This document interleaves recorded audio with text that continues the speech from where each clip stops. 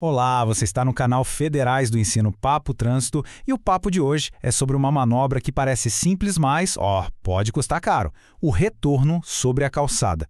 Olha só essa imagem. Com certeza muita gente já viu uma cena parecida, né? Um carro ali rapidinho usando a calçada para fazer a volta.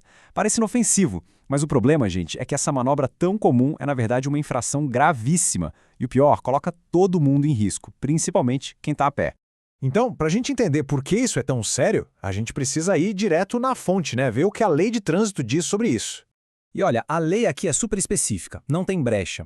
O Manual Brasileiro de Fiscalização de Trânsito é claríssimo. A descrição é tão detalhada que proíbe essa manobra em praticamente qualquer lugar que não seja a rua mesmo, a pista onde os carros devem andar. E essa infração tem até RG próprio, digamos assim, ela está lá no artigo 206, inciso 3 do Código de Trânsito Brasileiro. O código dela é o 601-71. E por que isso é importante? Porque essa padronização toda garante que a multa seja aplicada da forma certinha, sem confusão.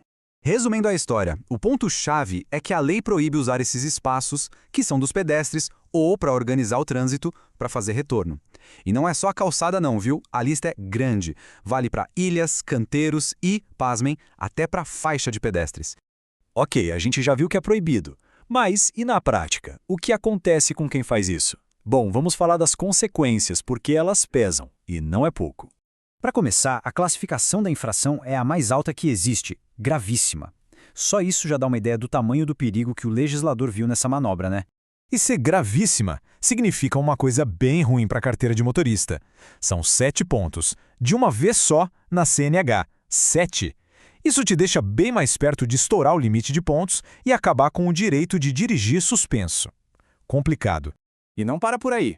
Além dos pontos na carteira, tem a dor no bolso, claro. A penalidade é multa. E como a gente está falando de uma infração gravíssima, pode ter certeza que o valor não é baixo, tá? É entre os mais salgados do Código de Trânsito. Agora se liga nesses detalhes que são super importantes. Primeiro, a responsabilidade é sempre de quem está dirigindo, do condutor. Segundo, essa manobra, por mais perigosa que seja, não é considerada um crime de trânsito e também não tem uma medida como guinchar o carro. Mas, e aqui vem o pulo do gato, o agente de trânsito não precisa parar o veículo para multar. Ele viu, ele pode registrar a infração. Fica a dica. Beleza, mas aí surge aquela dúvida, né? Tem uma outra infração que é muito parecida. Como é que o agente sabe quando é uma e quando é outra? Pois é, vamos tirar essa dúvida de uma vez por todas.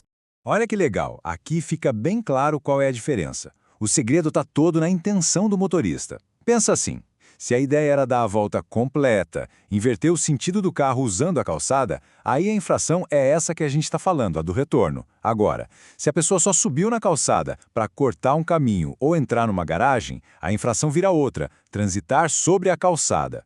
O que manda, no final, é o objetivo da manobra.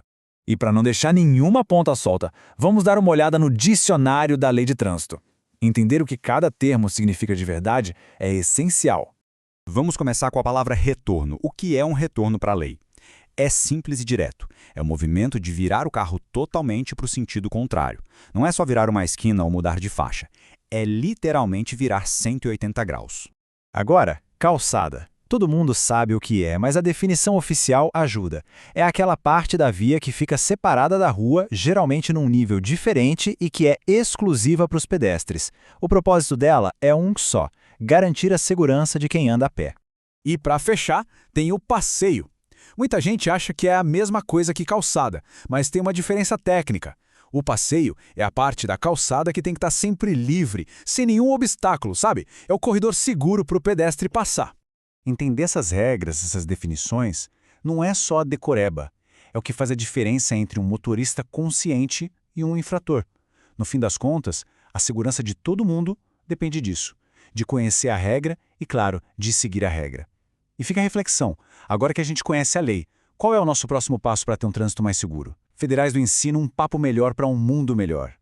Produzido por J. Nascimento. Se você gostou desse conteúdo, deixe seu like e siga as nossas redes sociais Federais do Ensino Papo de Trânsito @gmail.com.